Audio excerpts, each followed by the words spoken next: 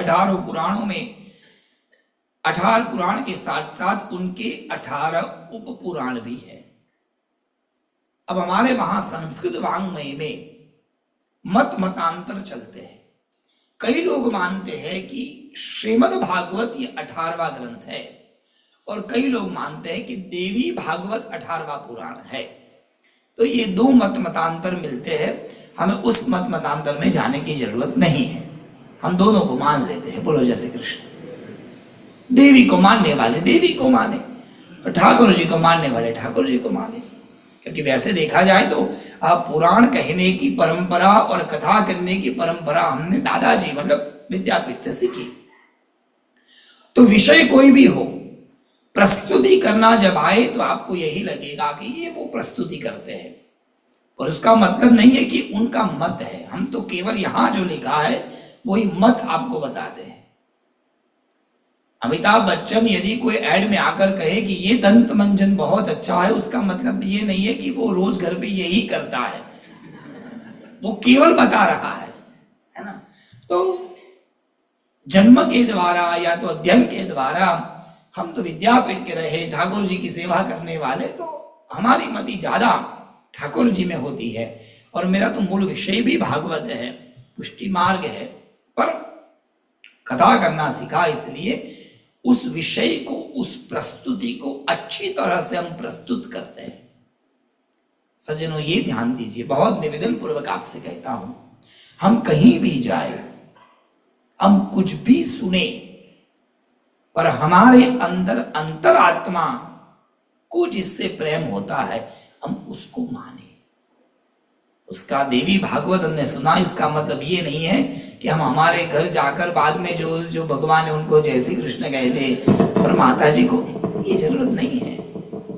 हमें जिनके प्रति अपार प्रेम है बस वो हमारे परमात्मा है।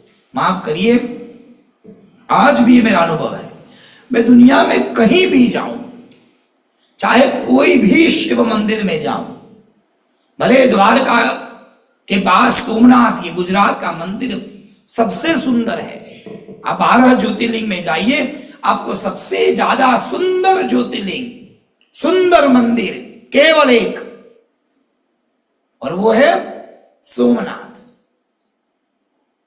हो तो हो, पर मेरी मति वहां नहीं रहती। I love Vishwanath.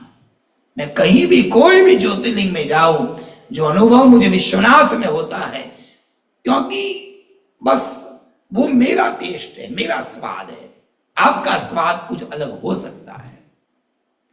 कहने दीजिए सज्जनों, हर व्यक्ति का कृष्ण अलग है, हर व्यक्ति के राम अलग है। आपके कृष्ण है, मेरे कृष्ण है, मेरी मां भगवती की भक्ति मेरी है, आपकी भगवती, आपकी देवी आपकी है। सबके अनुभव, सबके स्वाद अलग हो सकते हैं।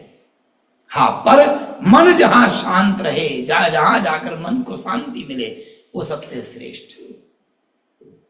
इलेक्शन तो खत्म हो गया ना, आचार संहिता नहीं है। हाँ तो सुनिए, बोलो जय श्री कृष्ण।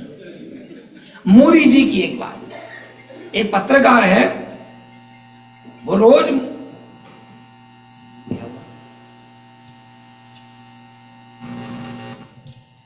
इसमें से आया,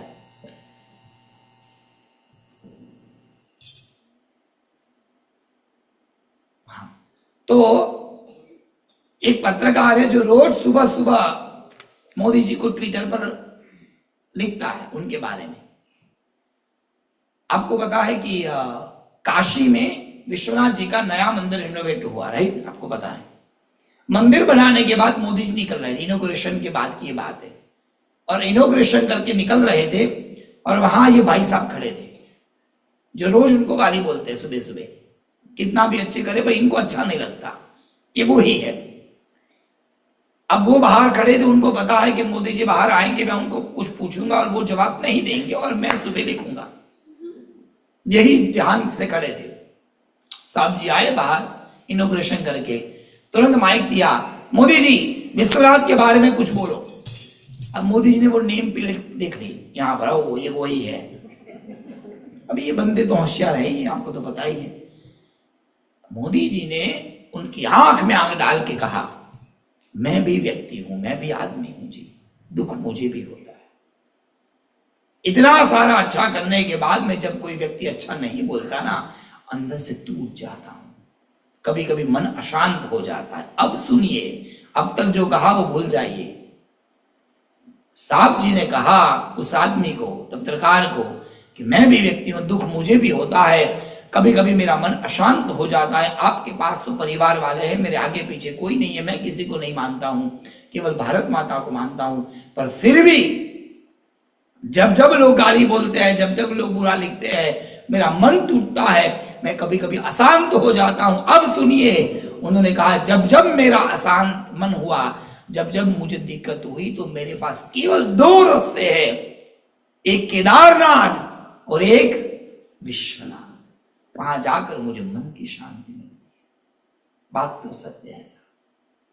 अब ये उनका स्वभाव है, उनका मन है, पर है ये दो चीजें, दो जगह ऐसी है जहां जाकर आपको मन की शांति मिलती है।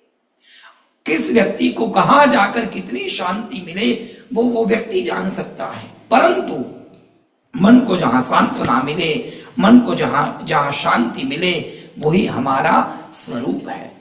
इसलिए हम चाहे सुने किसी को भी, पर प्रेम उसी को करे जिसके प्रति हमारा मन लगा हुआ है।